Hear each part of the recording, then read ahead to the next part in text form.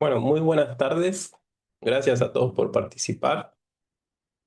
Hoy vamos a presentar este espacio donde vamos a estar tratando los derechos digitales y la inteligencia artificial, el Fórum Permanente de Derechos Digitales e Inteligencia Artificial, que está organizado entre Coffee Law, el Colegio de Abogados de Lomas de Zamora, y tenemos la colaboración institucional de varios participantes de gran renombre, como son el Supremo Tribunal de Justicia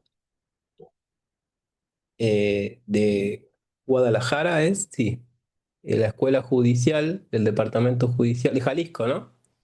Tenemos la Asociación Brasileña, tenemos el Colegio de Abogados también presente que nos va a estar colaborando en este nuevo espacio, tal como le decíamos. Y si me permiten presentar acá le decimos doctor, allá sería, él es Rodolfo Guerrero Martínez, abogado por la Benemérita Universidad de Guadalajara, maestro en Derecho con orientación en materia constitucional y administrativo por la misma Casa de Estudios, socio y fundador, representante legal de la Sociedad Civil Coffee Law, doctor Jorge Fernández Ruiz, vicepresidente de la Academia Mexicana de Derecho Informático, capítulo Jalisco, integrante de la Comisión de Prevención de Lavado de Dinero y Financiamiento al Terrorismo en el Colegio de Contadores Públicos de Guadalajara, titular de la Comisión Legal Tech del capítulo Occidente del Ilustre Colegio Nacional de México, profesor de las materias Finanzas Tecnológicas y Aspectos Legales de las Criptomonedas y Criptoactivos de la Universidad Panamericana. Bueno, y también es un conferencista con más de 500 conferencias en su haber en materia de este tema del derecho digital informático. También tiene un montón de publicaciones. Bueno, vamos a omitir esto porque llevaría muchísimo tiempo. Gracias, Rodolfo. Te presento, las presentaciones ya han sido efectuadas y bueno, vamos a hablar de lo que tiene que ver con los derechos digitales.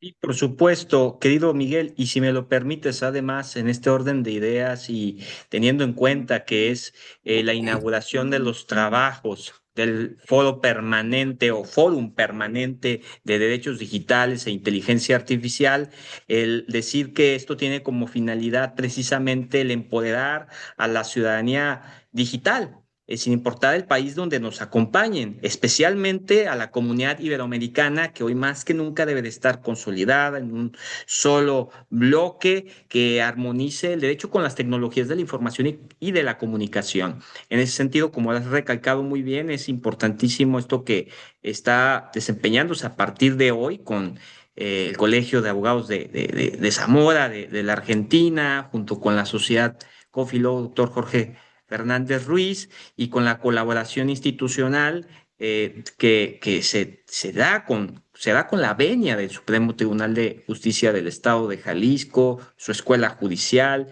el Ilustre Nacional Colegio de Abogados de México en su capítulo Occidente, la ABA, Asociación de Abogados en Brasil, y por supuesto ENATIC, que es esta asociación de expertos de la abogacía digital en España, al igual que el Foro Iberoamericano de Derechos Digitales, lo cual pues hace todo el sentido del mundo al tratar este fórum permanente en dicha temática. Así que, mi querido Miguel Jara, es un verdadero placer hacer equipo contigo y asimismo con todas estas organizaciones tan valiosas y que nos dan su confianza, su invaluable apoyo para que junto con todos los asistentes podamos ir consolidando una comunidad que esté activa, que genere no solamente información, sino conocimiento, expertise y, como lo he dicho recién, empoderamiento, democratización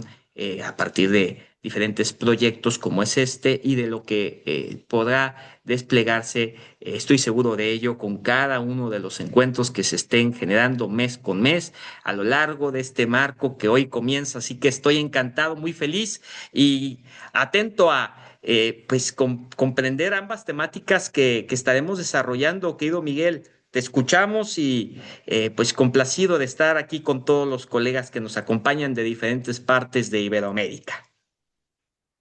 Bueno, muchísimas gracias, Rodolfo. Es un lujo para el Colegio de Abogados también, hablo a título personal y como miembro del Colegio de Abogados, de tenerte en este espacio. Gracias también por aclarar también que las coorganizadores, los participantes de este, que son, estamos hablando de tribunales, de colegios de abogados de gran envergadura, que es un privilegio haber formado parte de este proyecto. Bueno, voy a empezar con el cronograma. Les voy a hablar de qué va a tratar el doctor, bueno, Rodolfo Guerrero Martínez. Él va a hablar código o constitución, la autonomía de los derechos en la era de la IA transfronteriza. Con ustedes, bueno, te cedo la palabra. Gracias, apreciado doctor Miguel Jara, director de Derecho Digital y Tecnología en diferentes instituciones. No quisiera nada más decir una sola porque sé que te desempeñas en varias instituciones de alto prestigio. Bien, justamente en atención a que me concedes el uso de la palabra y de todos los queridos colegas que nos acompañan en esta aula virtual, me permitiré compartir algunas cuantas reflexiones que hemos consolidado formalmente en una presentación y que, bueno, pondremos a disposición y estaremos explicando para en todo momento leerte en la caja de comentarios y por supuesto que de esta serie de provocaciones den lugar a muchas preguntas que también nos hagas llegar en este espacio de aula virtual. Como lo ha dicho mi querido Miguel, estamos hablando de una pregunta de inicio que es código o constitución, porque esto es bien importante. Pensaríamos, bueno, podrían ser sinónimos, podrían coadyuvar bastante bien, yo no veo por qué generar un antagonismo, es más complejo que eso.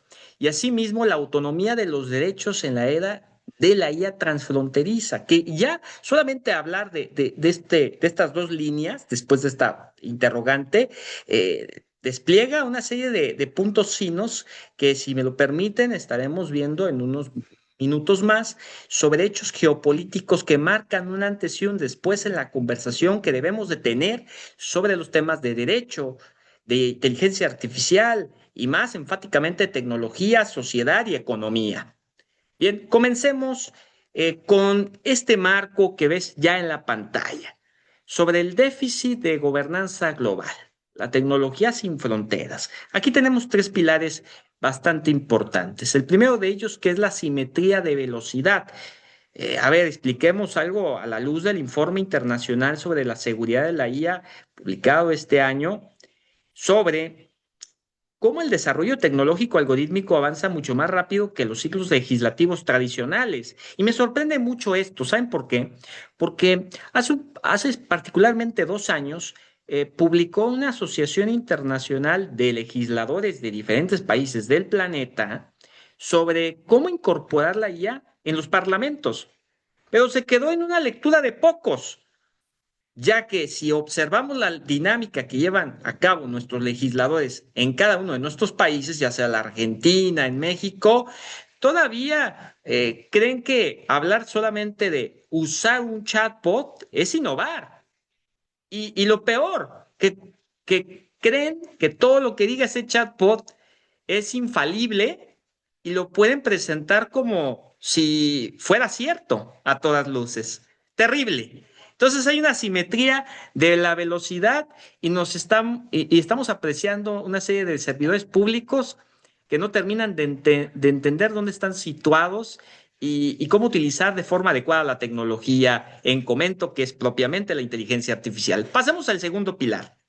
Arbitraje regulatorio. Esta fragmentación jurídica permite que varias compañías tecnológicas pues, estén reubicándose para evitar normativas estrictas y estén externalizando los daños. Esto no es nada sorprendente, puesto que se ha aprovechado que muchos países, por ejemplo, de la región de América Latina y el Caribe, carezcan de legislaciones en materia de protección de datos personales. Y adiós, hasta la vista tu identidad digital. ¿Por qué? Porque, bueno, pues se ha adoptado una serie de prestación de servicios de compañías como Meta o como TikTok, y que tal parecería que ellas están siendo las verdaderas poseedoras de el futuro digital de una amplia comunidad de personas en diferentes naciones del bloque latinoamericano. Y después tienes un tercer pilar, el poder del sector privado. Esto es avasallador, querido colega que nos estás escuchando en este fórum permanente, ya que existe una profunda asimetría de información también, donde las compañías en este set operacional están dominando el conocimiento y los datos, mientras que los estados reaccionan a ciegas y ni siquiera saben y están conscientes de la soberanía digital. Pueden decir, bueno, yo soy soberano en el término o la dimensión tradicional de las cosas, pero discúlpenme, esto no es el siglo XX, es el siglo XXI. Las reglas que configuran una tecnología transformacional global está siendo dictada por un pequeño grupo de corporaciones y de naciones hegemónicas. Por ello, no es nada extraño ver lo siguiente, y a partir de este momento, hasta algunos 3 hechos adicionales estarán viendo esta visión geopolítica que ya había anticipado. Acto número 1. A la luz de esto que están viendo aquí, de la reconfiguración de estas reglas y cómo todo esto está en mano de pocos. Recordemos que hace unos pocos días, Donald Trump se ha reunido con Xi Jinping y ha llevado a los pesos pesados de la comunidad de Silicon Valley. Incluso en el propio sector hicieron mención de que llevó a algunos de los magníficos del sector de Silicon Valley, como puede ser el propio director ejecutivo de NVIDIA. Vamos a escuchar esto que es muy importante dimensionar ante la lectura geopolítica que quiero establecer en los primeros minutos de nuestra conversación. Pongamos atención a esto. La cumbre bilateral en Beijing concluyó este viernes con un duro baño de realidad para los llamados señores de la nube. A pesar del despliegue de alto perfil y la inclusión de última hora de Jensen Huang, CEO de NVIDIA, en la comitiva oficial estadounidense, el balance final de las negociaciones tecnológicas revela un fracaso en 3 frentes críticos donde la infraestructura de Silicon Valley no pudo contra la soberanía china. Jensen Huang no logró eliminar las restricciones de compra de sus chips H200. Tras los ajustes regulatorios del Departamento de Comercio de Estados Unidos en diciembre de 2025 para permitir la exportación de este hardware a 10 de las principales firmas tecnológicas chinas, incluyendo Alibaba, Tencent y ByteDance, con una cuota del 25% destinada directo al Departamento del Tesoro estadounidense por cada chip vendido en China. Beijing instruyó a sus empresas locales para congelar las órdenes de compra y priorizar el hardware nacional, específicamente los procesadores de Huawei, por encima de los de NVIDIA. Elon Musk, quien se aseguró un espacio en las mesas de negociación de más alto nivel, no logró destrabar el nudo regulatorio de su sistema Full Self-Driving.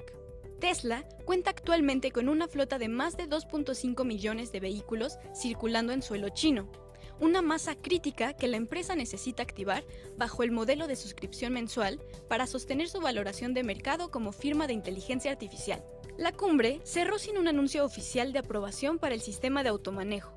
Beijing mantuvo su exigencia estricta de que el almacenamiento y entrenamiento de datos biométricos y de geolocalización permanezcan en servidores estatales locales.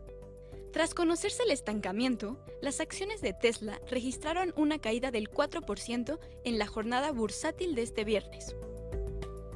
El caso de Tim Cook evidencia no solo un fracaso, sino sumisión frente a las leyes de ciberseguridad chinas.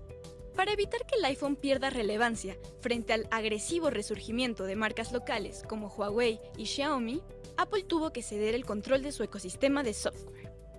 Para activar las funciones de inteligencia artificial en los iPhones distribuidos en China, Apple se vio obligada a realizar un lanzamiento suave, integrando un motor de inteligencia artificial desarrollado localmente, bajo una alianza profunda con la firma china Baidu. Los titanes de Silicon Valley descubrieron que, fuera de Wall Street, sus billones de dólares en valoración no tienen jurisdicción. En China, los señores de la nube actuaron, fundamentalmente, como mercaderes pidiendo permiso para operar. Para punto de referencia, Amaranta Gutiérrez. ¿Por qué es importante esta pieza de contenido a todo lo demás que medios de comunicación internacionales o de tu país? Porque aquí recapitula algo que acabamos de decir muy bien, esas asimetrías y esos contrapesos también que deben de establecerse en la medida de que yo digo, quiero y deseo establecer una soberanía digital en mi país, más allá del ruido y de los discursos varios que se puedan suscitar a partir del estudio de China. Lo que es cierto es que China estableció una dinámica en la que a mí no me sorprende que seas muy relevante en varias partes del mundo y tus billones de dólares. A mí lo que me importa es saber qué dinámica vas a tener en mi país y que siempre se tenga en cuenta que el que controla la población de mi país somos nosotros. Tú no. Tú, Elon Musk, no. Tú, Shen Wang, no. Tú, Tim Cook, tampoco. Y tal parecería que nosotros tenemos que aprender muchas cosas sobre este nuevo manejo político en el nuevo paradigma con las tecnologías emergentes. Porque cuando escuchas a Elon Musk dices, wow, quiero tomarme una selfie. Una cosa es tomarte una selfie y otra es decirle, toma el control de todo lo que a mí me corresponde como mandatario de mi estado en función de que soy su presidente o soy su mandatario, soy su primer ministro. ¿Se dan cuenta? Primer acto, primer hecho. El Papa León XIV hace la primera encíclica sobre la inteligencia artificial, cómo debe de ser vista como una aliada. Y además hay que recalcar que actualiza la revolucionaria Redum Novarum de León XIII, su antecesor, en ese momento, bueno, esa es la denominación que tiene actualmente el pontífice, pero 135 años después, adaptando las bases de la doctrina social de la Iglesia del siglo XXI. Aquí tienen ese decálogo de la magnífica Humanitas del actual pontífice.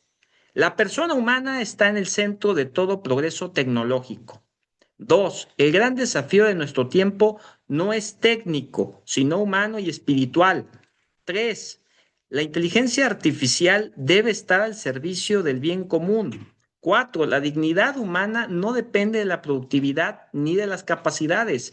Cinco, la fragilidad no es un defecto que deba eliminarse. Sexto, ninguna inteligencia artificial puede reemplazar la experiencia humana. Séptimo, la verdad es un bien común que debe ser protegido. Octavo, el trabajo humano no puede quedar sometido a la lógica de las máquinas. Noveno, la libertad está amenazada por nuevas formas invisibles de control. Y décima, la paz y la civilización del amor son la verdadera alternativa al poder tecnológico. ¿Qué te parece esta recapitulación que me parece maravillosa de un documento que te invito a leer en su versión completa traducida al español? Justamente aquí está el ley de hace unos días. Aquí está el pontífice haciendo la firma y lo concerniente a este acto que marca un antes y un después en el propio reconocimiento que hace indudable en la dinámica social internacional. La Iglesia Católica. Acto, tercer acto. The Economist publica por primera vez algo que hizo temblar a más de un empresario de las grandes firmas en diferentes partes del mundo. Estamos hablando de Jobs Apocalypse. Cuidado con esas dos palabras juntas, ¿eh? Trabajo y apocalipsis. Ah, caray, ¿qué pasó aquí? Y es que los líderes en el sector de inteligencia artificial, como nuestro querido amigo Darío, ojo, no soy amigo, nada más es una expresión coloquial para que pues pueda existir más impacto al respecto de este comentario, de Anthropic, ha advertido cómo la IA podría elevar el desempleo entre un 10 un 20%. Ojo, sobre la dinámica tradicional de hacer las cosas, porque luego Salen muchos discursos en redes sociales y en otros medios digitales al decir, es que Darío se está contradiciendo. Primero dice que va a haber un desempleo brutal y después dice que va a haber muchas oportunidades de trabajo. ¿En qué quedamos? Bueno, a ver, él se refiere a la forma tradicional. Y a su vez está diciendo que en esta nueva dinámica habrá nuevos puestos y nuevos trabajos para esas personas, ¿correcto? Primer comentario. Segundo, Bill Gates desde hace tiempo en Microsoft ha sugerido que en un mundo con inteligencia artificial las personas no sean necesarias para la mayoría de las cosas. Pero, ¿cuáles son esas mayoría de cosas? Aquellas que últimamente era bastante mecánico y ya no es sostenible ni hace sentido, por lo menos en este punto en donde tú y yo estamos conversando y escuchando esto, de que pues estés llenando una hoja y estés yendo al lugar físico a entregarla, pues ahí no me hace sentido. ¿A ti sí? Parece que es un comentario que no debería ser visto como apocalíptico. Hay que tomar bien en cuenta las letras y el contexto en el que se están diciendo esta serie de datos y cifras por Darío y posteriormente por Bill Gates. Y luego tienes a Sam Altman, OpenAI. Reconoce una disrupción o una transición significativa hacia nuevos empleos. ¿Qué dicen los economistas al respecto de estas visiones que tal parece que están contrapuestas entre los líderes en el sector tech y ahora los del sector económico? A ver, generalmente son menos pesimistas los economistas y rechazan esa falacia de la masa de trabajo, la idea de que hay una cantidad fija de trabajo y que si una máquina hace una parte, queda menos para los humanos, puesto que argumentan que si la tecnología desplaza trabajadores, también enriquece a otros que gastarán sus ganancias en bienes y servicios creando nuevos empleos. Lo que acabo de decir a propósito de las visiones que parecerían antagónicas y que son bastante cuestionables sobre los discursos de el líder de Anthropic y que tal parece que no es así, ¿correcto? Pero sí es una lección muy importante sobre lo que tienen que hacer.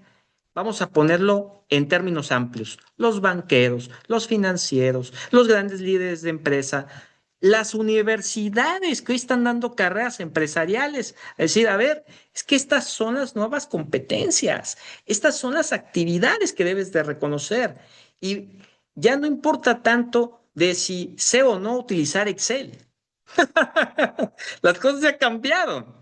Esto es un tercer acontecimiento que no puede ser ignorado y es bastante reciente. Cuarto y último, lo que es el manifiesto de varios puntos, aquí lo voy a englobar en 10, son 22 de un resumen, de un brief que ha hecho Palantir sobre la República Tecnológica, software, soberanía y futuro de Occidente. Ojo aquí. Vamos a hacer hincapié en estos 10 puntos que ves sobre la pantalla. El deber moral y la defensa nacional. Fíjense, la deuda moral de Silicon Valley. Después, la rebelión contra la tiranía de las aplicaciones. Bueno, lo que estábamos viendo en el primer acontecimiento relevante de China, no se arrodilla pese a que lleves al titular de BlackRock y de Nvidia y al de Tesla, etcétera, etcétera, etcétera. Dice, pues mucho gusto, ¿no?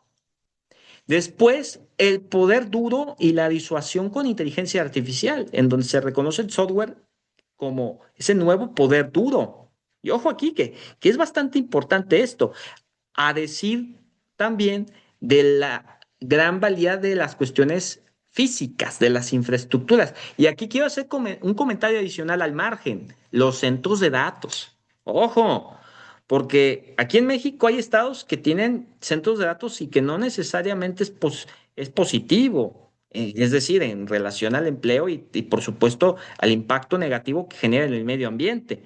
Hay otros países de América Latina que también están representando este tipo de fenómenos, tal es el caso de Chile. Y luego pasas al cuarto punto, el servicio nacional como deber universal. Hacia un servicio nacional universal significa que se está proponiendo abandonar la fuerza totalmente voluntaria para que la sociedad comparta el riesgo y el costo de los conflictos futuros. Bueno, pero ¿cuáles son? La reforma del servicio público de la calidad humana como el quinto aspecto que ves aquí en pantalla. El fin de la era atómica. Ojo, que aquí ya se está hablando de las bombas de inteligencia artificial, ¿eh? Y a mí en lo personal sí me preocupa, Porque aquí estás hablando de una transición a la disuasión por IA. Esa era de la disuasión atómica está finalizando, dando paso a una nueva época donde la paz se mantendrá mediante la superioridad de inteligencia artificial. Quien no esté desarrollando esto está acabado, querido y querida colega aquí en esta aula virtual. Y a ver, me hace mucho sentido comentarles, recordar esta frase que hizo un ilustre, como es el caso de Antonio Gramsci, en donde a través de sus cuadernos de la cárcel describe un periodo de interregno. Y justamente en esa etapa, él señalaba de que el viejo orden político-social no termina de extinguirse, el nuevo modelo tarda en nacer y en ese claro oscuro surgen los monstruos, las crisis, los autoritarismos y los extremismos. Estamos en el surgimiento de los monstruos, querido y querida amiga en esta aula digital. Luego pasamos a Estados Unidos como motor de paz y valores. Ojalá, mi querido Miguel, el poder estadounidense garantiza la paz. Dices, bueno, casi un siglo de paz entre potencias ha sido posible gracias a Estados Unidos. Dices, bueno, ok, permitiendo que generaciones vivan sin conocer una guerra mundial. Pero, ¿quién puede anular los hechos de las guerras frías? Y que también tienen impactos internacionales. Nadie, ¿verdad? Entonces esto parecería más un consuelo o un comentario a manera de una palmada en la espalda. El punto octavo, ser enfáticos en el rearme aliado y el equilibrio global. Hay que hablar de esta compaginación Alemania y Japón, este desarme excesivo de Alemania y el pactismo teatral de Japón que deben de rectimirse para mantener el equilibrio de poder en Europa y en Asia. Y faltan los últimos dos puntos dentro de estos 10 aspectos que te estoy poniendo en la pantalla, que es el apoyo de los constructores, de los builders, por ejemplo, rescatar el prestigio de esta figura. Tenemos el caso nuevamente de Elon Musk, que intenta construir pues donde el mercado falla, rechazando un desprecio cultural hacia quienes persiguen grandes narrativas. Y también la tecnología contra el crimen violento, pero ¿a qué punto? Donde no existe claridad sobre de qué forma estás aplicando ese test o esa metodología. Y finalmente, el décimo aspecto en pantalla de los valores, la religión y la cultura, esa defensa de creencias religiosas. Bueno, aquí está la encíclica del Papa León XIV, ¿correcto? No todas las culturas son iguales y el rechazo al pluralismo vacío. Cuidado también con esto que estamos hablando, particularmente no todas las culturas son iguales, sobre todo con el uso masivo de las herramientas de IA y su idealización, puesto que desde hace tiempo, a finales del 2025, por cierto, Harvard fue muy enfático en un escrito sobre cómo hay mayor predilección de los modelos de lenguaje grande, particularmente aquellos que son producto del ecosistema Silicon Valley para la comunidad anglosajona, no así para la comunidad de este bloque de América Latina y el Caribe, porque pues, no hablamos inglés como nuestra primera lengua, ¿o sí? Entonces las cosas cambian también en el manejo y la dinámica que tenemos en ese sentido. Entonces estamos en el trilema regulatorio de la inteligencia artificial, queridos y queridas colegas, donde tenemos este diagrama de Venn, un poder tecnológico, un alcance de gobernanza y un compromiso con los derechos, y en esta conjunción hay un signo de interrogación. ¿Y qué sigue o qué resultado hay? ¿O cuál es el punto que puede unir estos tres grandes bloques, estos tres grandes temas? Ninguna jurisdicción global combina actualmente estas tres cosas para que la regulación de la IA sirva genuinamente a los derechos humanos. Apunte que, por cierto, rescato de una publicación del Harvard Kennedy School del 2024. Y también del techo global, donde esos actores principales poseen como máximo dos de estas condiciones, obligando a los países externos a asumir costos y concesiones reales al adoptar marcos importados. O sea, el famoso copia y pega. Llegamos a un análisis estructural de estos bloques hegemónicos, que es muy importante. Tenemos por una parte Estados Unidos en seguimiento con la Unión Europea y China. Esta lectura es bien importante porque en principio tienes que Estados Unidos tiene un poder sin gobernanza. Muy peligroso, ¿eh? un hogar de los principales laboratorios y capital de riesgo, pero sin una gobernanza simétrica. ¿Y cuál es la consecuencia de esto? Una erosión impulsada por el mercado de la privacidad, de la autonomía, de la igualdad. Y la gobernanza queda delegada a la ética corporativa voluntaria. A ver si OpenAI quiere hacer las cosas mejor, mi querido doctor Miguel Jara. A ver si Anthropic con su constitución de IA va a ser un parteaguas para que por fin el abogado que está eh, en su postura inquebrantable de que las cosas no van a cambiar jamás, pues se dé cuenta que sí están cambiando, quiera él o no las cosas. Y después pasamos a la Unión Europea, derechos sin poder. A ver, esto me parece muy importante, ¿eh? Porque estamos hablando de un marco normativo sofisticado. Recuerden que tiene el reglamento de inteligencia artificial, el primero publicado y teniendo toda su estructura, todas sus letras en el planeta. Pero es carente de una infraestructura de cómputo y de desarrollo a gran escala. De hecho, hay una lectura muy interesante sobre cómo los propios miembros de la Comunidad Europea han señalado, nosotros que fuimos los creadores del arte, de lo bello en el planeta, en la historia humana, hoy hemos quedado en eso, en la historia, ¿no? Porque hoy por hoy China es quien controla la narrativa en tecnología, Estados Unidos en el tema bélico y también tecnológico, pero Europa, ¿dónde quedó? Y hay una consecuencia, una regulación entonces que si bien es novedosa y marca un hito a nivel internacional de principios sobre sistemas construidos por terceros, pues se queda en eso, en algo que tal vez no se termina de entender porque tú no desarrollas tecnología, tú no eres protagonista aún en esto. Y cuando podría ser que algún miembro de la Comunidad Europea, como pueda ser España, Italia o algún otro país, en la medida de que hay fondos internacionales que están sentando sus bases en alguno de estos países de la Unión Europea, pues finalmente queda otra vez en manos de terceros y no está potencializando a ningún país de este bloque de la UE. Y cerramos con China, una gobernanza sin derechos. A ver, cuidado con esto, porque al principio yo te hablaba que China pues está estableciendo su soberanía digital, que eso no significa que el ciudadano como tal se vea beneficiado y que tal vez no le importe tanto, porque la connotación sobre lo que significa ser parte de la República Popular China es muy diferente en cómo lo ve la parte occidental del planeta. Nosotros decimos, no, la democracia, la soberanía debe de ser de esta manera.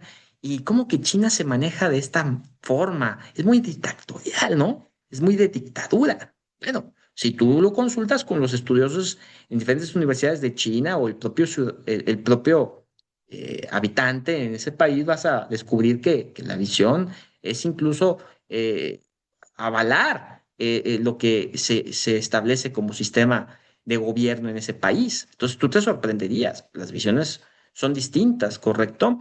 Y hay una consecuencia sobre esta gobernanza sin derechos. De cualquier forma, estamos hablando de una regulación que actúa como multiplicador de una fuerza para la represión estatal. Es cierto bueno, pues no todo lo que brilla es oro, si me permiten la expresión coloquial. Y si bien es cierto que aquí le marcan un estate quieto a Estados Unidos de Norteamérica, también es cierto que el ciudadano puede decir, pues está muy bien. Sin embargo, no puedo saber si al final todo eso me beneficia en la medida de que pues hay muchas cosas que a nivel de impartición de justicia juegan en mi contra o que los derechos a un nivel específico laboral sea realmente beneficioso para mí. Recordemos que hay muchos abusos laborales, hay muchas exigencias en el mundo productivo en China que son inhumanos. En fin, son cuestiones a reconocer aquí. Incluso China, hay que reconocerlo también como aquellos que proponen nuevos modelos de negocio, que tal parecería que están quitándole, como diría Jaron Leiner en su libro titulado El rebaño digital, está quitándole el alma a sus habitantes con tal de poder tener la suficiente economía para hacer pues lo que ellos quieran hacer en su país o en otros si es que van a salir de China. Y aquí llegamos otra vez a reforzar la parte de inteligencia artificial de la Unión Europea, porque si bien es cierto que la Unión Europea no se ha visto muy favorecida de esto, vamos a decir en términos amplios, ¿verdad? No así en cada uno de los nichos, cuidado. Sí hay que resaltar la jerarquía sobre cómo ellos han construido la identificación de un sistema que actúe a favor de un país, que actúa a favor de la sociedad, a un sistema que hay que tenerle cuidado en la medida de los datos que son ingresados y el por qué estás diciendo que deben de ingresarse esos datos, ya que está en riesgo la identidad digital de la población, ¿correcto? Y es ahí que establece una pirámide sobre que sea un nivel, un sistema de inteligencia artificial considerado en un nivel mínimo, de intervención mínima, no hay peligro, adelante. Chatbot, por ejemplo, hay un nivel limitado, segunda parte de la pirámide, en donde estás hablando que ya se involucra un poquito más de procesos, de automatizaciones, y sí que tendría que estar muy consciente de las letras pequeñas para, si quiero, no conceder esos permisos. Y si la empresa está acatando ese marco de protección de datos personales o no le importa. Y la capa número 3, que es la más controversial respecto al nivel alto, porque aquí está de por medio los datos biométricos, datos genómicos y otras cosas que también están haciendo que algo que no tendría que ser negativo en esencia en el discurso, que es generar gemelos digitales, ¿correcto? Para el ámbito académico, por ponerles una situación específica, se torne en algo abominable en la medida que genera usurpación de identidad, genera muchos peligros para una persona el decir, oye, se incorpora un sistema, el gobierno avala esto, no entiende las letras pequeñas, lo da en una empresa extranjera y yo descubro el día siguiente o más tarde de que hay 3 gemelos digitales míos. ¿Cómo pasó eso? Y llegamos al punto la famosa paradoja también de Bruselas, en donde la jurisdicción con las intenciones regulatorias más éticas tiene el menor poder industrial sobre la tecnología que intenta gobernar. Otra vez ese comentario crítico gentil hacia la Unión Europea. Sí puedo decir, oye, ¿sabes qué, mi querido Miguel? Tenemos normativas en todo, pero realmente, número uno, y para mí me parece muy importante esto, ¿lo comprende la población? Número dos, el gremio jurídico también lo está entendiendo y lo está aplicando. ¿Le interesa? ¿Le importa? Pues debería, ¿no? Y tres, en ninguna parte del planeta, por lo menos en donde seguimos esta tradición de generar marcos de contención y de regulación, han de recordar estos comentarios también a partir de un canon de la Argentina que es el propio Eugenio Raúl Zaffaroni, ¿no? Que tener marcos de contención, de referencia, hablando incluso del constitucionalismo, eso ya lo agrego a título personal. Bueno, establecemos una dinámica en la que exista un sentido para el abogado, para el jurista en hacer las cosas diferentes y el que tenga un sentido, el tener una normativa así y que no estés haciendo una congestión jurídica. Porque, oye, de repente decías, oye, ya establecí marcos jurídicos de esta materia y de esta otra, pero de repente descubro que uno es coantagónico a otro, se generan antinomias, pantominas, pues entonces, ¿de qué se trata todo esto también?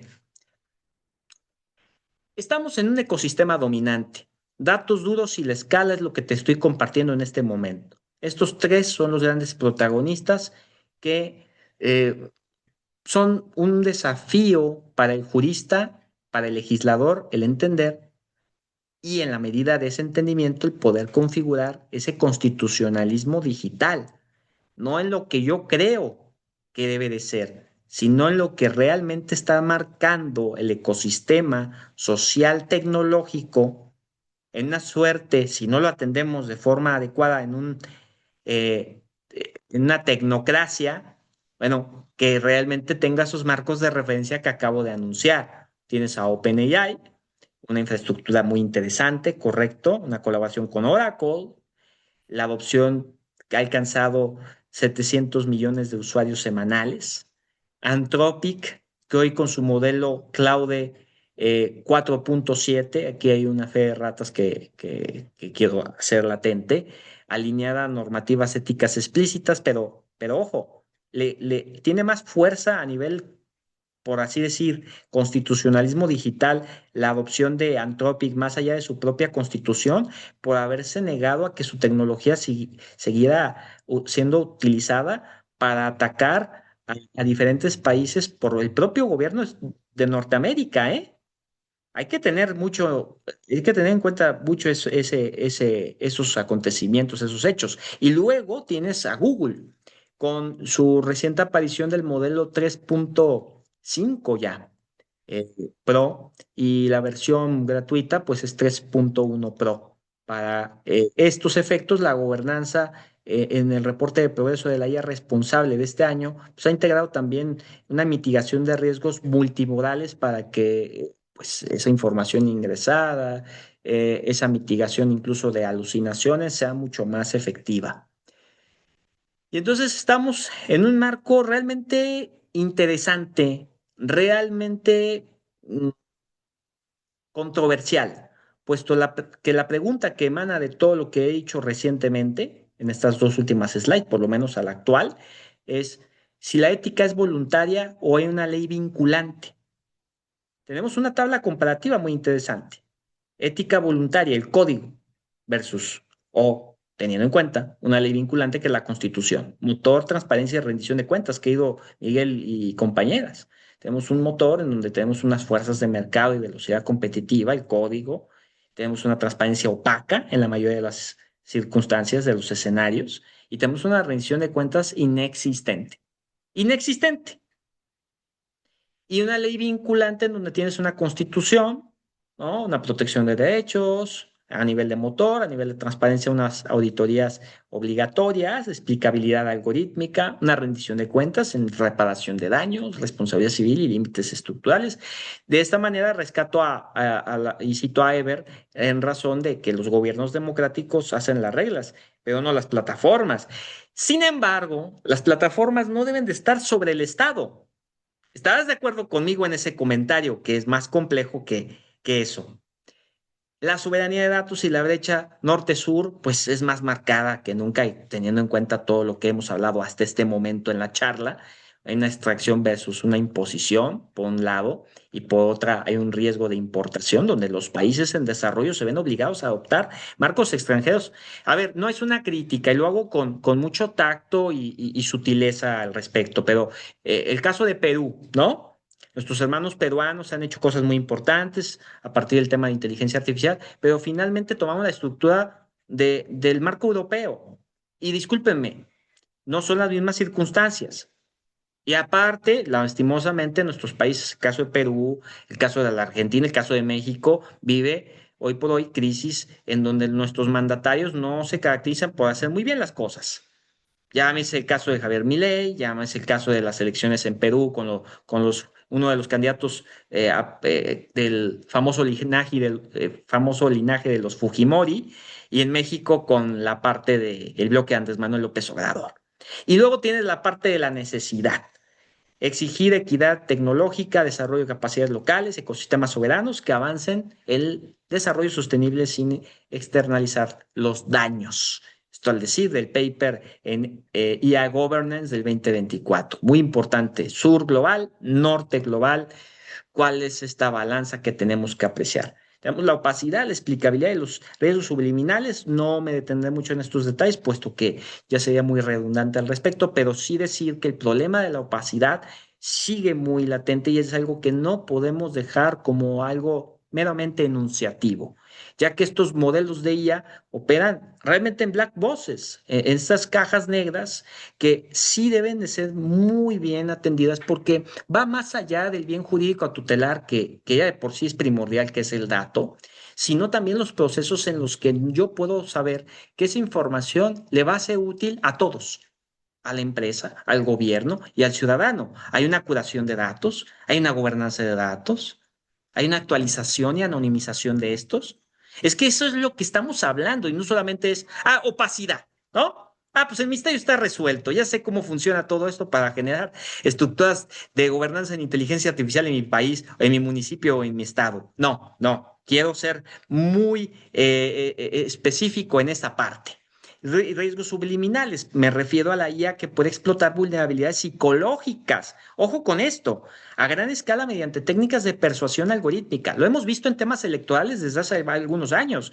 Miguel, tú te acordarás de la parte de Donald Trump con Cambridge Analytica y su presunta efecto dominó para que él pudiera ganar por primera vez ser presidente de su país, con esa lectura a partir de del modelo de los 5 grandes a nivel psicológico de cada ciudadano mayor de edad en Estados Unidos, para decirle, Donald Trump, es tu elección, porque él te ayuda en esto, él te ayuda en aquello, él cree en esta ideología que tú profesas todos los días, que tú eres firmemente creyente de ella, etcétera, etcétera. Hasta otro tipo de cuestiones más alarmantes también. Bueno, todo es alarmante. Desafortunadamente, desde este punto de conversación no tengo buenas noticias, pero es la parte de GPT con OpenAI y cómo ha sido utilizado por jóvenes, por la población entera, para decir, oye, a manera de terapeuta, fíjate que tengo estos problemas de pareja, tengo estos problemas en la escuela, tengo estos problemas con mi pareja sentimental y ha pasado, el año pasado particularmente, casos de suicidio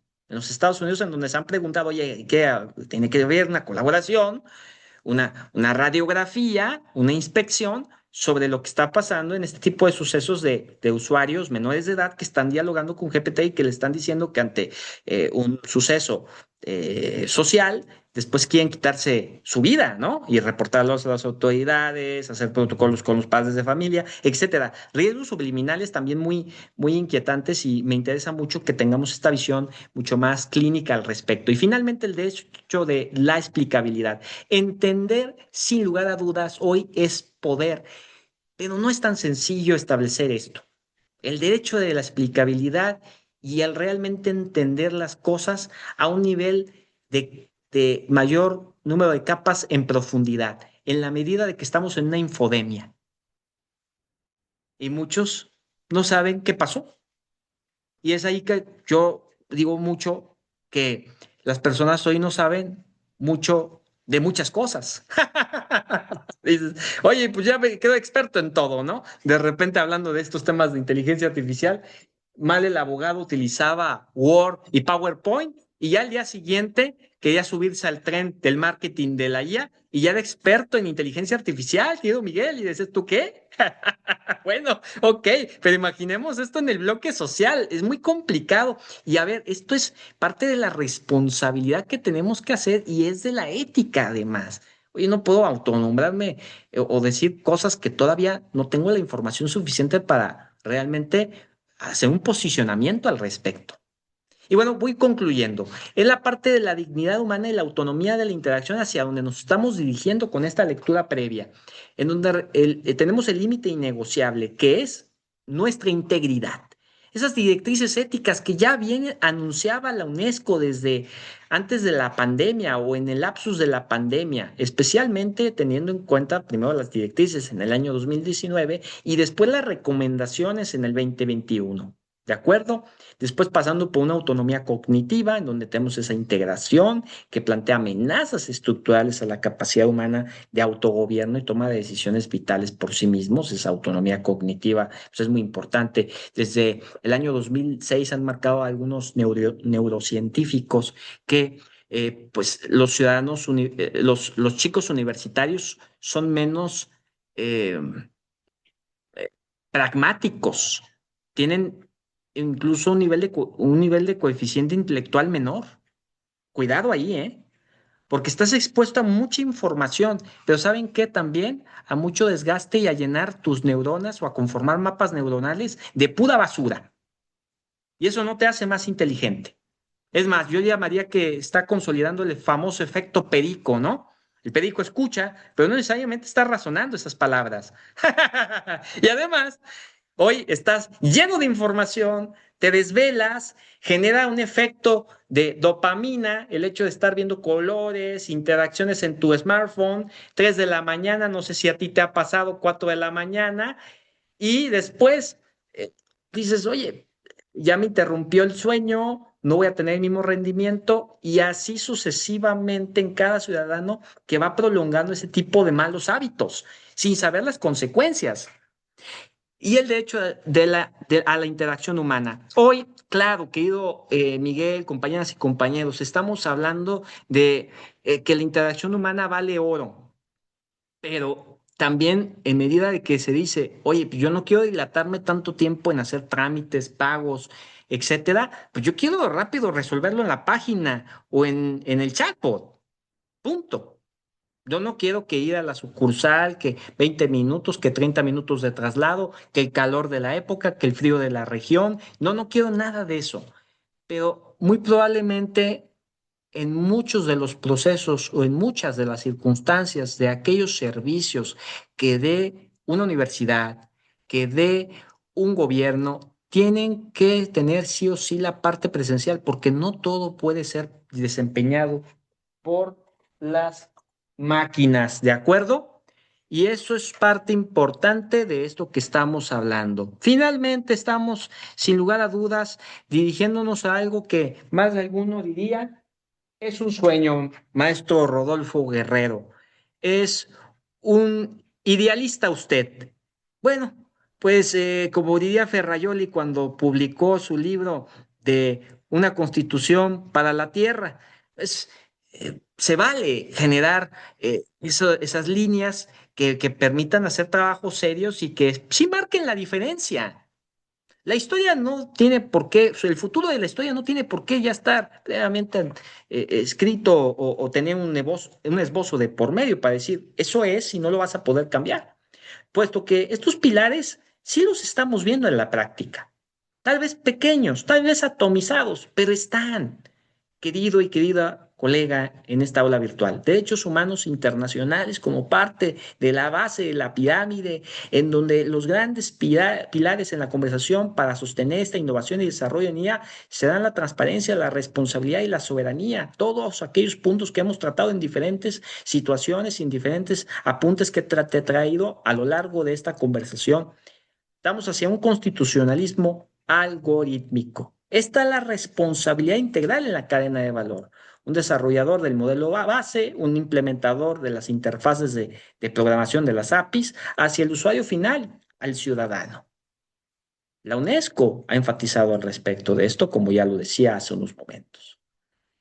El código al tratado, bueno, también es otro apunte importantísimo, puesto que, por ejemplo, este convenio marco del Consejo de Europa sobre ella ha representado un salto de la ética voluntaria, al ser el primer tratado internacional jurídicamente vinculante y que además tiene tres pilares que compaginan perfectamente con la estructura de ese constitucionalismo algorítmico que recientemente has visto conmigo en la pantalla, los derechos humanos, el funcionamiento de la democracia y del Estado de Derecho. Síntesis. Esta es la matriz de los derechos humanos por diseño. Tenemos la era del código, los derechos humanos por diseño, dirigiendo la parte voluntaria, reactiva y opaca hacia la era de la Constitución, que es vinculante, proactiva y transparente. Se resuelve el trilema, vamos hacia una ventana de oportunidad. Está en nosotros si se cierra o puede tener grandes aperturas y marcar grandes diferencias que afecten positivamente a un gran volumen de la población internacional. Esta es la advertencia. La disparidad en el establecimiento de reglas serán tan trascendental como las asimetrías en las propias capacidades de la IA. El costo de la inacción será que si fallamos, cederemos permanentemente a la formulación de las reglas estructurales a las plataformas comerciales. Pienso que nadie quiere esto. Y el llamado a la acción, por tanto, es que establezcamos una verdadera constitución de IA. No la de Anthropic, no haciendo un copia y pega de Anthropic, pero sí tomando como referencia esa filosofía de entender lo que tú dirías no es para ti. La programación, números, códigos, JavaScript, HTML, porque hoy más que nunca necesitamos ser transversales y hacer que, por tanto, esto sea vinculante, que pueda haber una subordinación de ese poder tecnológico a la dignidad humana. Bueno, querido Miguel, compañeras y compañeros, por su atención, gracias y atentos, por supuesto, a esas preguntas y esos comentarios que ustedes puedan hacer latentes y desde luego escucharte además, querido Miguel, será un verdadero placer. Bueno, muchas gracias, Rodolfo. Bueno, excelente exposición, la verdad. Bueno, me deja la vara muy alta, así que voy a tratar de ser un poquitito más breve, lo que no acerca del tema. No sé si hay alguna pregunta para el maestro.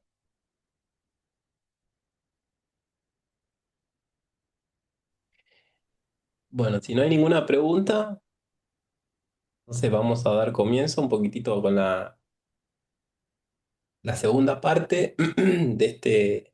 ¿No hay ninguna pregunta? Bueno, listo.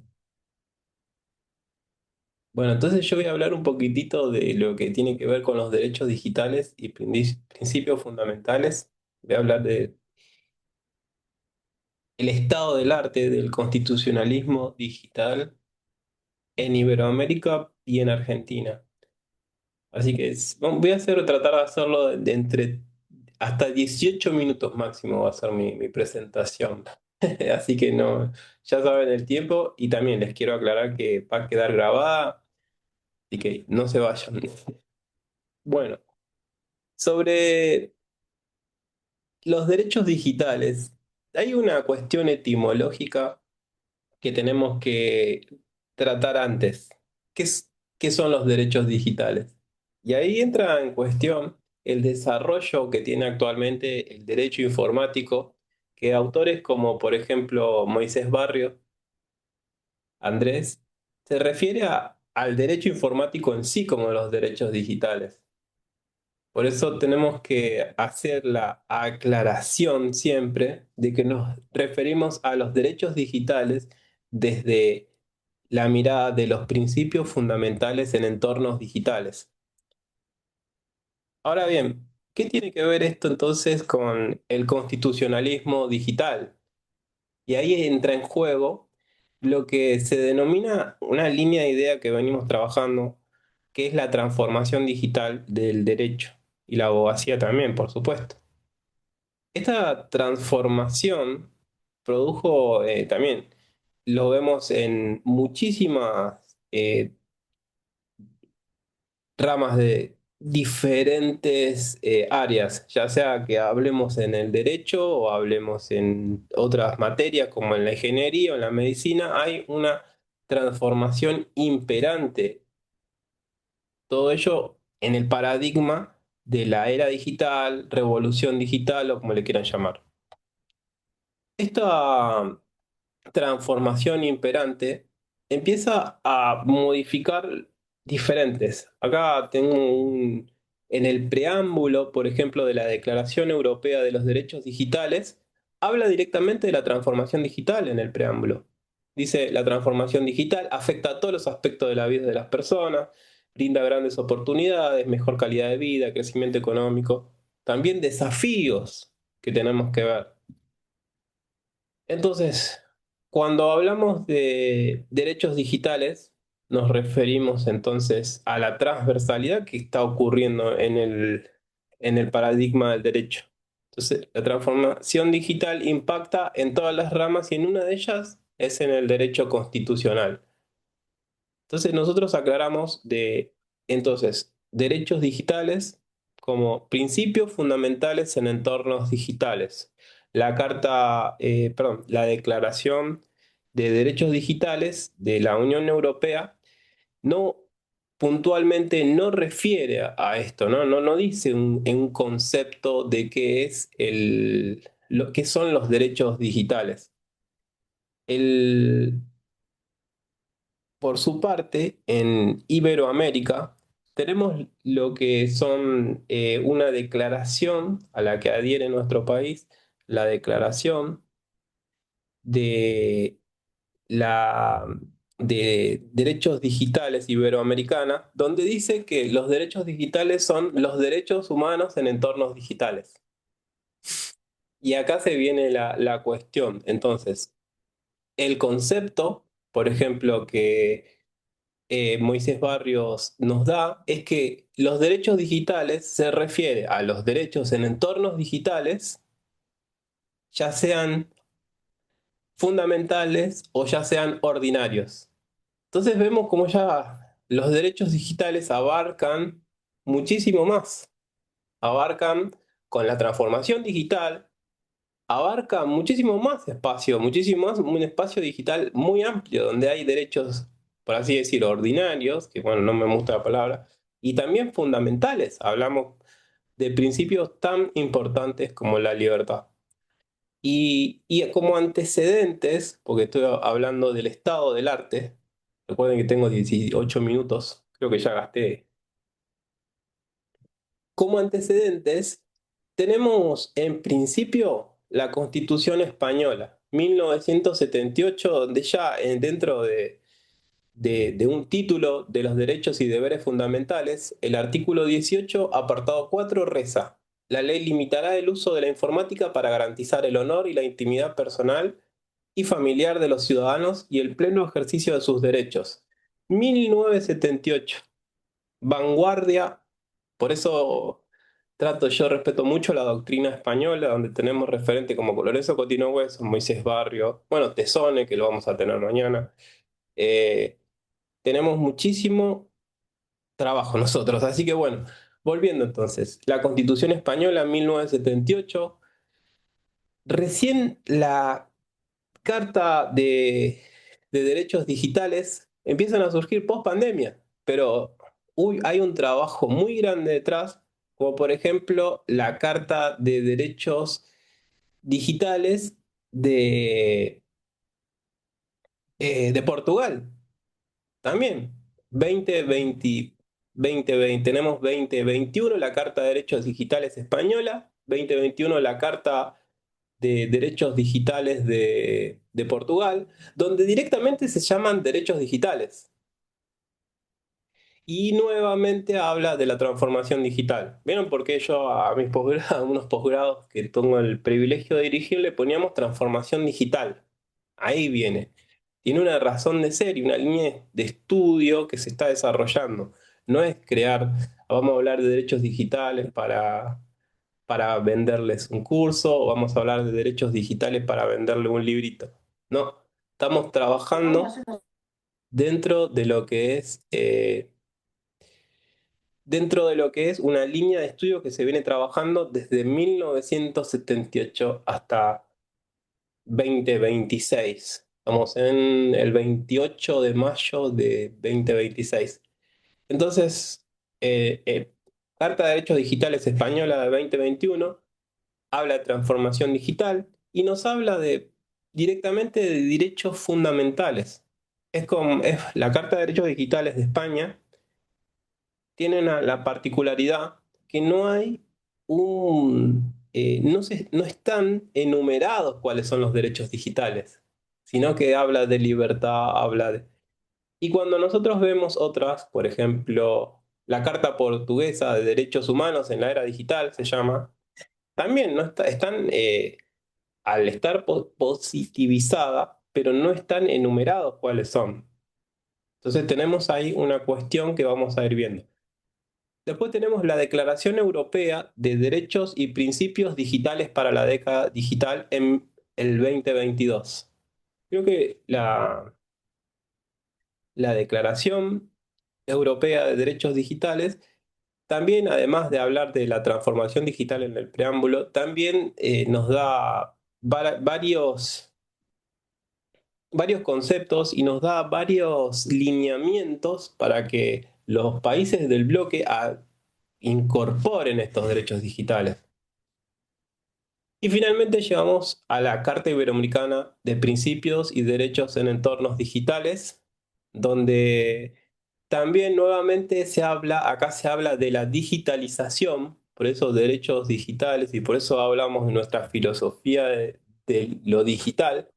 Habla de la digitalización en el preámbulo y dice el autor, bueno, la Secretaría General Iberoamericana, habla de que la digitalización conlleva una profunda transformación que impacta en todos los aspectos de las vidas de las personas y presenta enormes desafíos que deben avanzar garantizando el ejercicio de los derechos, el cumplimiento de los deberes. ¿Y hacia dónde voy con todo esto? ¿Cómo se viene desarrollando una línea doctrinal en materia de derechos digitales, la cual ya demuestra que se empieza a positivizar. Esto lo vamos a ir viendo ahora con el caso que tenemos en Argentina. Y ahora quiero hablar un poquitito de la diferenciación nuevamente de derecho constitucional y de derecho digital. Parece que existe una confusión también a la hora del derecho informático, ya hice la diferenciación, pero también de limitar. Y acá Gossaini sostiene que el constitucionalismo clásico, él es un profesor de derecho procesal que habla muchísimo de derecho procesal constitucional en Argentina, y sostiene que el constitucionalismo clásico se estructuró en torno a la protección de derechos individuales, la persona y la propiedad. Esto de las constituciones liberales, posteriormente se incorporaron derechos colectivos vinculados a las organizaciones sociales, laborales, eh, con los movimientos sociales que se incorporan en el artículo 14 bis de nuestra Constitución, por ejemplo. Pero con la aparición de la transformación digital, de las TIC, de las nuevas tecnologías, se produce un impacto trascendental en los derechos consagrados previamente y los derechos que, digamos, por así decirlo, nuevos que se generan en entornos digitales. Balaguer Callejón, un autor español que habla de la constitución del algoritmo, señala que la constitución se forjó en un mundo analógico y de ahí de la necesidad de crear una constitución algorítmica.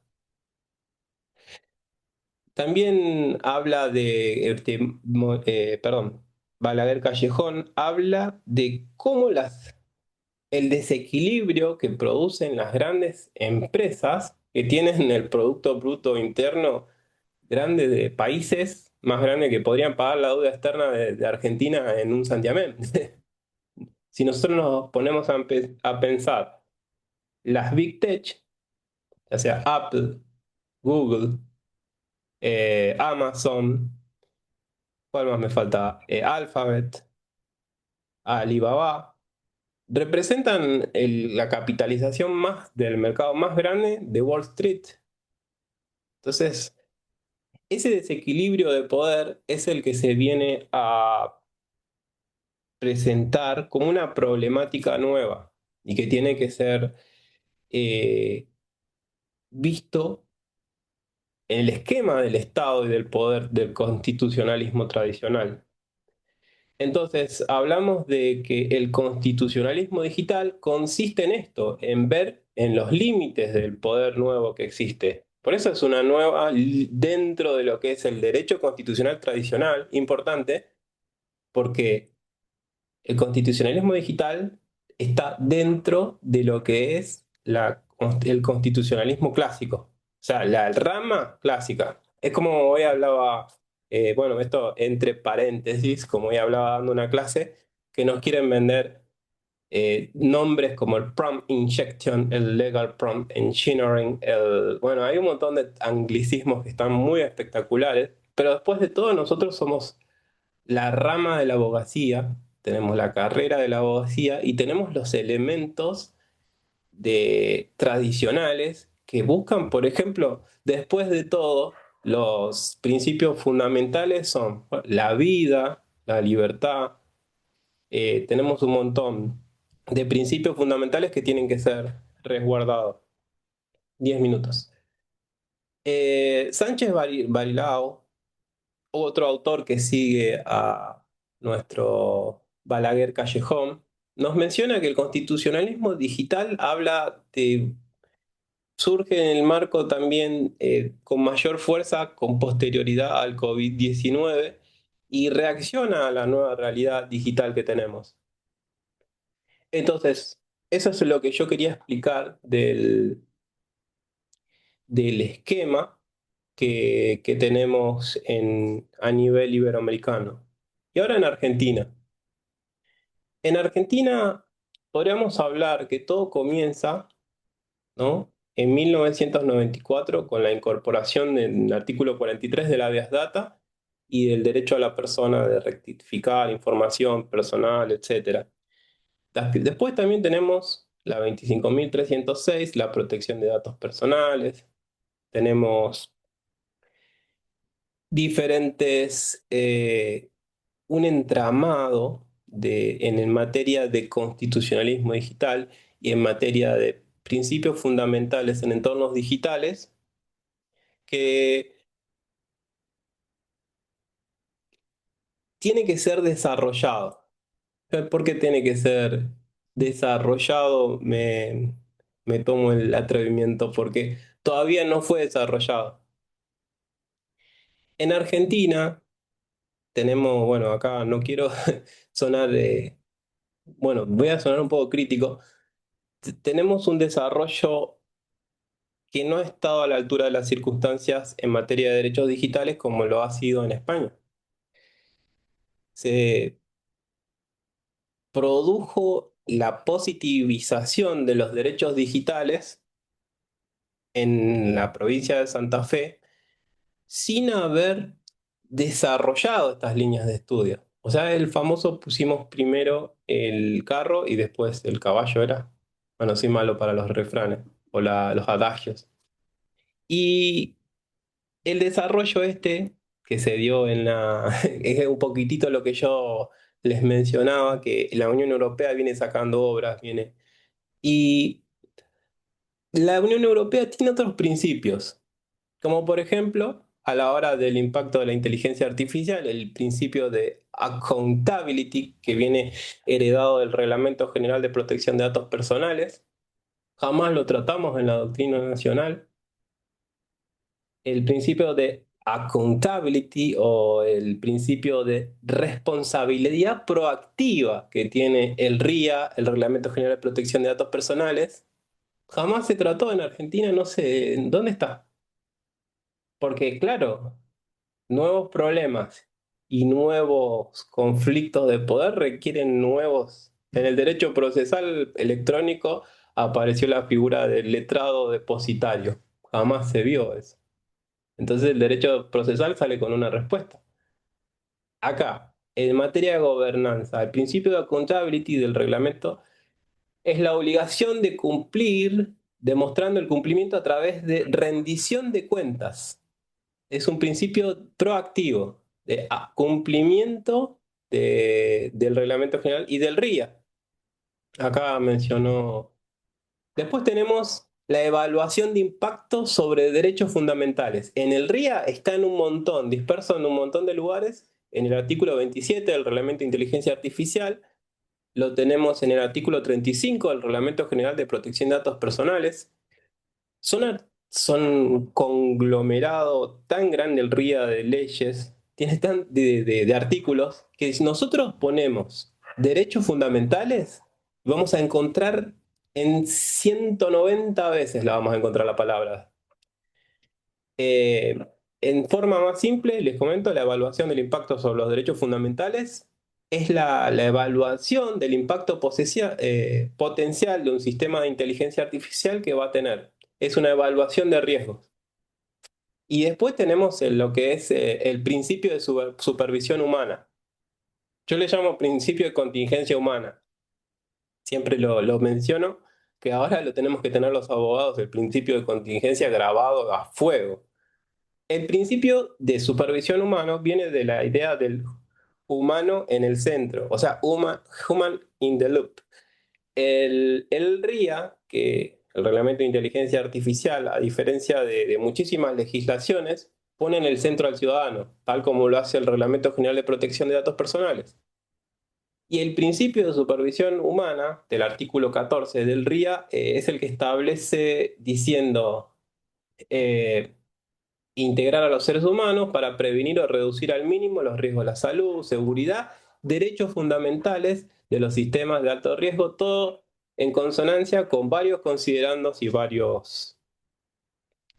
Entonces, yo les dije que estos principios jamás se trataron. Lo vemos lo vemos en España, lo vemos en varios lugares, pero jamás se trataron. Y con respecto al caso de Santa Fe,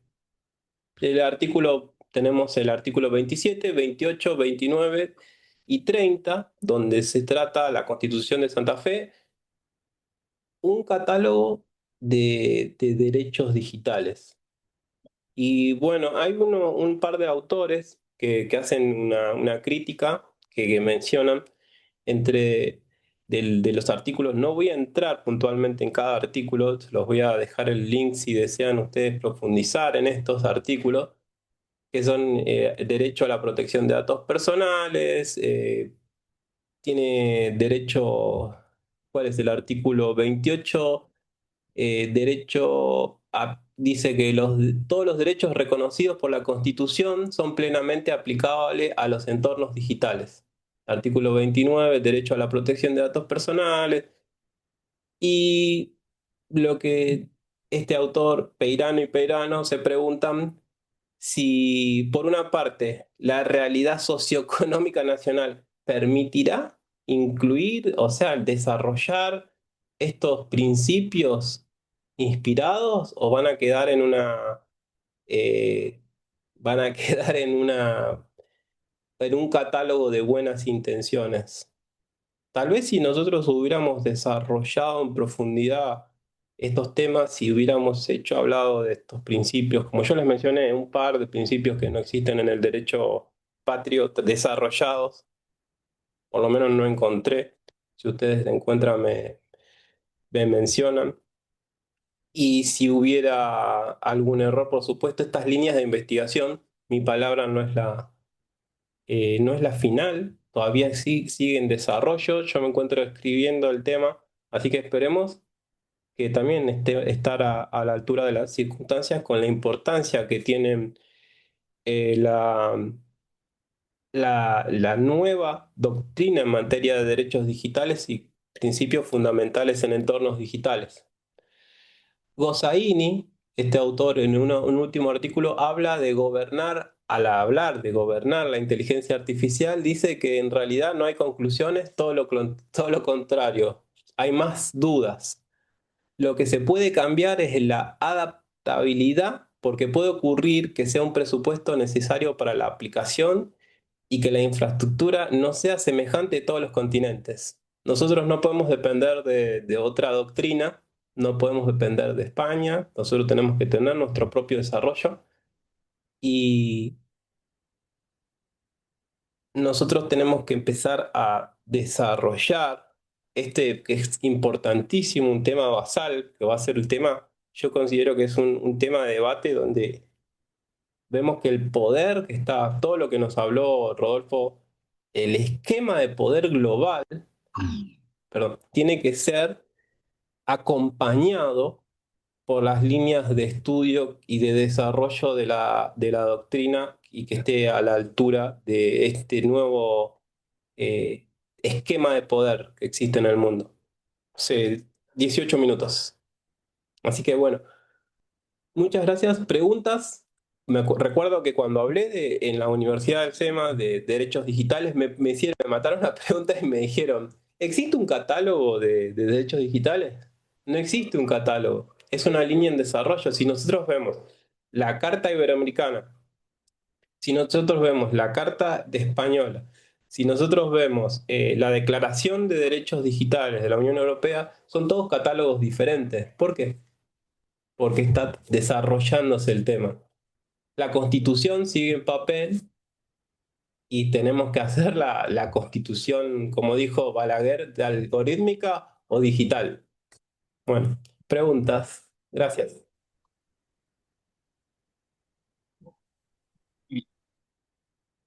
Rodolfo, ¿una pregunta?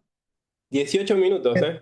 Me Yo, yo parece. te, yo te, yo te diría que ese poder sobre el cronómetro no lo tiene ni Trump, ¿eh? Y, y conforme a esa línea, ya que va más inclinada a las interrogantes, te consulto, ¿cuál sería la forma eh, metodológica, muy posiblemente para ir utilizando esas referencias no vinculantes, pero sí declarativas de cartas de derechos digitales para que nosotros lo podamos elevar a nivel constitucional con el debate correspondiente en nuestros países? ¿Cuál sería la estructura o el proceso metodológico para decirle al legislador, decirle al jurista? que acompaña al legislador, que no necesariamente es abogado y carece Mira, de yo técnica soy contadora. legislativa Yo soy para hacer contadora, eso, yo ¿no? nunca tuve un archivo, ¿no? Perdón, hay silencio. Sí, ¿Cuál sería el para hacer mecanismo? posible eso. Sí, ¿cuál sería el mecanismo, la forma, verdad?